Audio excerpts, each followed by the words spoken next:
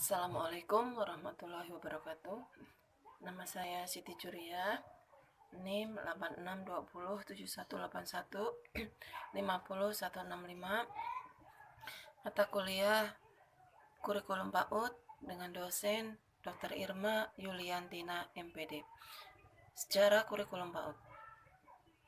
Kurikulum dalam dunia PAUD dapat diartikan seperangkat bahan ajar mencakup tujuan, isi, dan bahan belajar khususnya pada siswa usia dini 0-6 tahun untuk mencapai tumbuh kembang secara optimal. Perkembangan kurikulum PAUD di Indonesia berawal dari tahun 1964 hingga sekarang. Pada tahun 1964, kurikulum untuk PAUD lebih dikenal dengan rencana pendidikan yang mana menerapkan sistem pendidikan Pancawardhana, yaitu siswa diarahkan pada perkembangan manusia Pancasila yang bertanggung jawab sehingga terselenggara masyarakat yang adil dan makmur.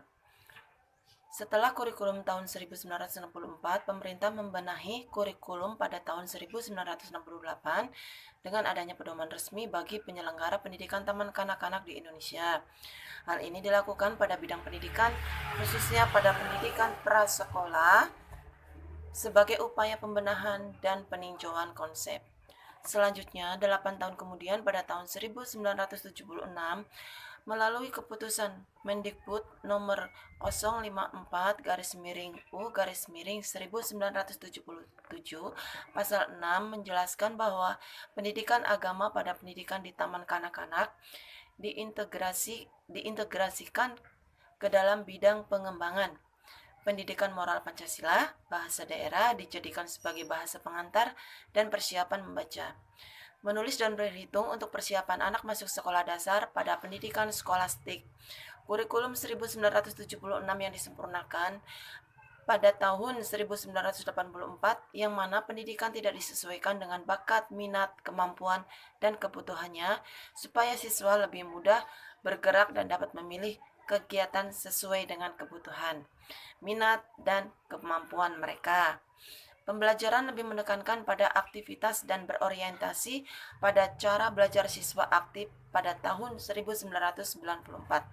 Pemerintah memutuskan taman kanak-kanak sebagai bagian dari pendidikan prasekolah telah diatur oleh Peraturan Pemerintah Nomor 27 Tahun 1990 tentang pendidikan prasekolah dan secara khusus diatur dalam Kemendikbud RI Nomor 0486-2U-1992 tentang TK.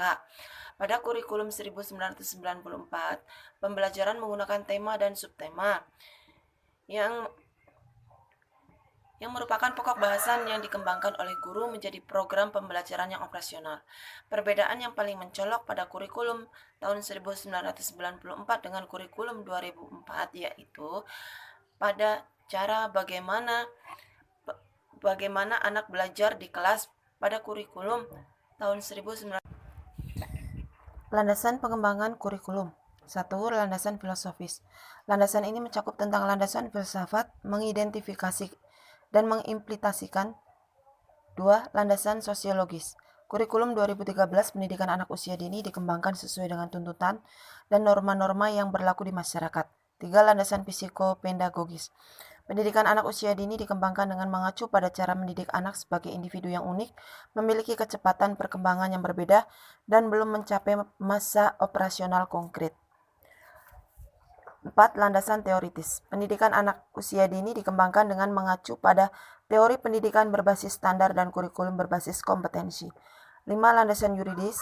Landasan yuridis kurikulum 2013 pendidikan anak usia dini adalah Undang-Undang Dasar Negara Republik Indonesia tahun 1945, Undang-Undang Nomor 20 tahun 2003 tentang Sistem Pendidikan Nasional, Undang-Undang Nomor 17 tahun 2005 tentang Rencana Pembangunan Jangka Panjang Nasional, Peraturan Pemerintah Nomor 19 tahun 2005 tentang Standar Nasional Pendidikan sebagaimana diubah dengan Peraturan Pemerintah Nomor 32 tahun 2013 tentang Standar Nasional Pendidikan. Peraturan Presiden Nomor 60 Tahun 2013 tentang pengembangan anak usia dini holistik integratif.